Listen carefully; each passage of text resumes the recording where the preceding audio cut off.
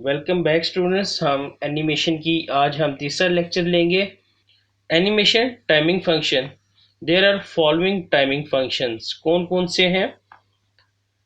सबसे पहले है लीनियर। ये क्या करता है? This allows animation effect with regular speed. जो शुरू से स्पीड होगी एनिमेशन की वो लास्ट तक रेगुलर ही रहेगी। ईज इन में क्या है? It's speed will be slow eight start. इनसे क्या मुराद है? स्टार्ट में। तो इसकी स्पीड जो है स्टार्ट में स्लो रहेगी। Ease out, its speed will be slow at end of animation. इसकी जो इन है ये जो है ये शुरू में स्टार्ट में स्लो होगी, और जो ईज आउट है इसकी स्पीड जो है वो लास्ट में जो एंड पे है वो स्लो हो जाएगी। रेगुलर स्पीड से चलेगा फिर स्लो हो जाएगी। पहले ईज इन में स्लो होगा और फिर रेगुलर हो जाएगा। ईज इन आउट ये दोनों चीज़ें शामिल हैं। ईज इन से शुरू में और ईज लास्ट में जो एंड पे स्लो होगा। तो क्या है? Animation speed will be slow eight start and and. शुरू और आखिर में इसकी स्पीड स्लो हो जाएगी। अगर खाली ईज आ जाए तो क्या होगा? Slow start and and but faster eight medium. तो सबसे पहले ये जाके देखते हैं कि हमारे वेब ब्राउज़र में ये प्रॉपर्टीज़ किस तरह शो होती हैं। स्टूडेंट्स, ये मैं HTML की फ़ाइल खोल रहा हूँ। इससे पहले जो लेक्चर का काम किया हुआ था वो इस पे एज इट इज़ उसी तरह है। तो अब हम क्या करेंगे?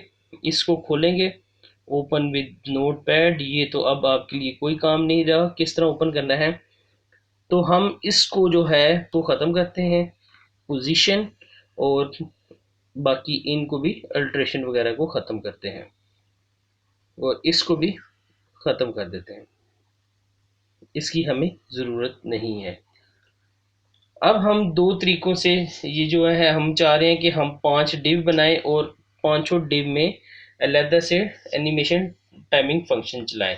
तो सबसे पहले स्टूडेंट्स इधर जाके डिव बना लेते हैं, 5 डिव बना लेते हैं ताकि हम अपनी जो है वेब ब्राउज़र में अच्छी तरह देख सकें। इसको रख देते हैं क्लास। पहले आप रख दें क्लास का नाम class 1।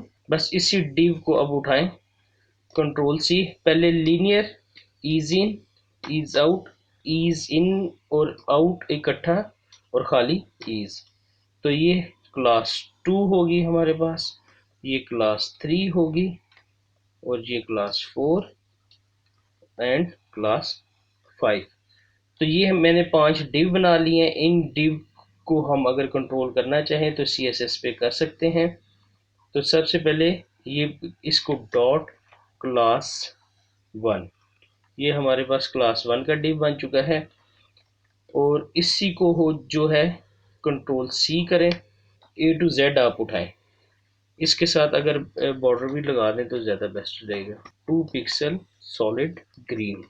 Control S, web browser पे जाके देखें, ये कुछ इस तरह से हमारा डिव बन चुका है। बॉर्डर 12 कर लेते हैं, कंट्रोल S। बस ये हमारी पहली शेप बन गई, पहले डिव की ये शेप बन गई। इसको बस कंट्रोल C, आपने प्रोजेक्ट का नाम सेम रखना है।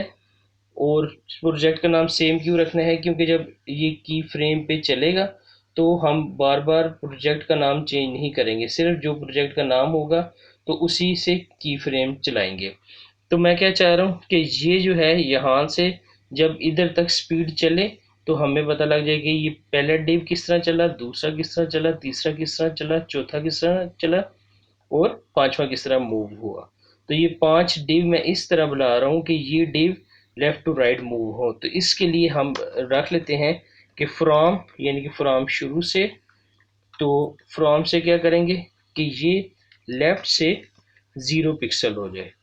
जब ये स्टार्ट हो तो लेफ्ट से 0 पिक्सल हो जाए, और जब 2 हो जाए यानी कि जब 100% पे पहुंच जाए तो लेफ्ट से ये हम कहते हैं 500 हो जाए।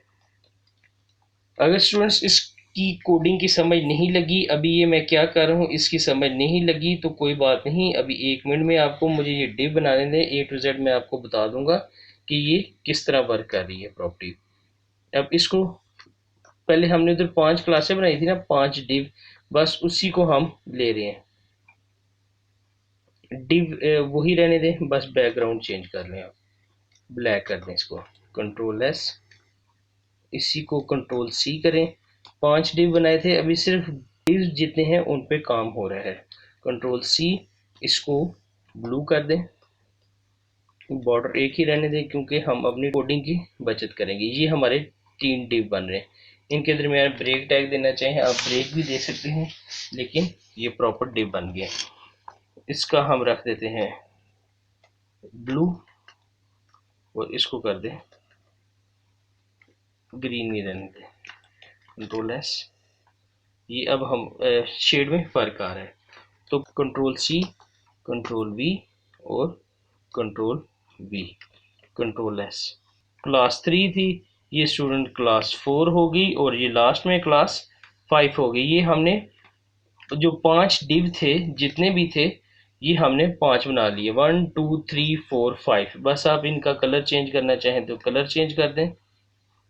इसको जो है इसको चेंज कर देते हैं ताकि ये जो अलग नज़र आए। तो इसको जो है 4 वाला था ये, इसको करें बैकग्राउंड ब्लैक और इधर ब्लू कर दें।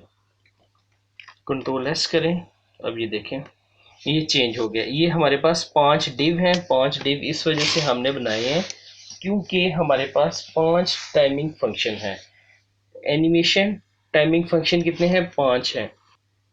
तो स्टूडेंट्स अब बस आपने टाइमिंग फंक्शन जो है सब में अप्लाई कर देना है। एक भी करेंगे, बाकी कॉपी पेस्ट कर लेंगे। जब भी हमने कोई डिव मूव करवाना होता है उससे पहले हमने पोजीशन मस्ट लिखनी होती है। उससे पहले डिव की पोजीशन मस्ट लिखनी होती है। ये पोजीशन क्या होगी? रिलेटिव।